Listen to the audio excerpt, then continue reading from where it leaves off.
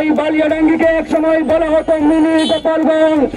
আমরা বলতে চাই আজকের পর থেকে এই বালিয়াডাঙ্গি মিনি গোপালগঞ্জ নয়, এই বালিয়াডাঙ্গি হবে এদেশের জনগণের, এই এলাকার মানুষের বালিয়াডাঙ্গি। এই বালিয়াডাঙ্গিতে আর কোন মাফিয়াগিরি, কোন চাঁদাবাজি, টেন্ডারবাজি চলতে দেওয়া হবে না।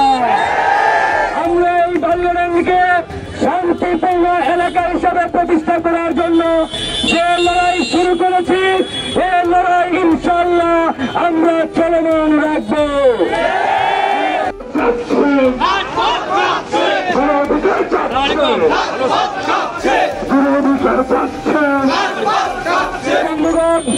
ইতিপূর্বে আমি বারবার বলেছি এই বালিয়াডাঙ্গি তথা ঠাকুরগাঁও 2 আসন বিগত 15 বছর সবচাইতে বেশি অবহেলিত এবং বঞ্চিত হয়েছে।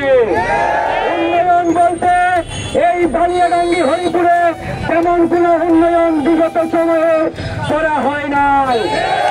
একটাই কারণ, বিগত সময়ে যারা এই এলাকার নেতৃত্বে ছিলেন তারা ছিলেন চোর। 100 টাকা বাজেট পেলে 90 টাকা নেতারা মেরে খেয়েছে। এরকম চোর অসৎ নেতা দিয়ে এই এলাকার পরিবর্তন কখনোই হবে না। তাই প্রিয় বালিয়াডাঙ্গিবাসী, প্রিয় ভাইরা আমার, আপনাদের প্রতি একটাই আহ্বান, আমরা আমাদের এই এলাকাকে আর পিছিয়ে রাখতে চাই না। আমরা এই বালিয়াডাঙ্গিকে আধুনিক বালিয়াডাঙ্গি হিসাবে আমরা গড়ে তুলতে বদ্ধপরিকর ইনশাআল্লাহ। প্রিয় বন্ধুগণ, আজকে সবচাইতে কষ্ট লাগে আমাদের এই বালিয়াডাঙ্গিতে একটি উপজেলা হাসপাতাল রয়েছে, কিন্তু এই উপজেলা হাসপাতালে ডাক্তার থাকে না।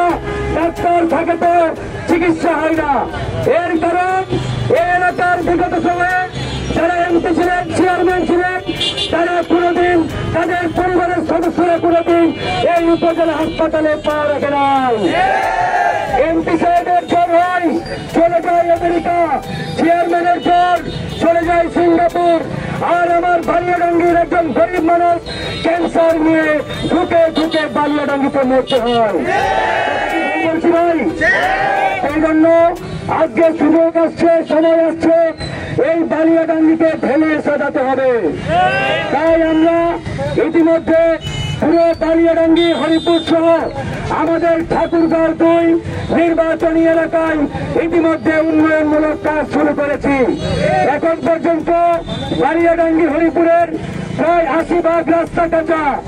এই বর্ষাকালে মানুষজন রাস্তা দিয়ে চলাচল করতে পারে না, কারণ বিগত সময়ের নেতারা এই উন্নয়ন বাজেটের 90 টাকা লুটপাট করে খেয়েছে।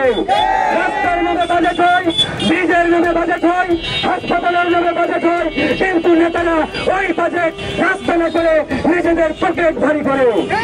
তাই আমাদেরকে এরকম চোর অসৎ নেতাদের কাছ থেকে এই বালিয়াডাঙ্গিকে উদ্ধার করতে হবে বন্ধুগণ। তাই আগামীতে আমি ফারুক হাসান এই বালিয়াডাঙ্গি চৌরাস্তা থেকে ঘোষণা দিচ্ছি, আগামীতে আমি যদি এই এলাকা থেকে নির্বাচিত হই, এই বালিয়াডাঙ্গিকে আধুনিক বালিয়াডাঙ্গি হিসাবে গড়ে তুলব।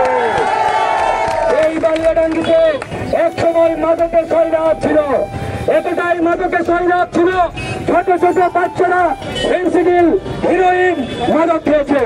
আগামীতে যাতে এরকম পরিস্থিতি না থাকে, ইনশাআল্লাহ মাদক মুক্ত বালিয়াডাঙ্গি আমরা প্রতিষ্ঠা করব। তো যাই হোক, আমি আমার বক্তব্য বাড়াতে চাই না।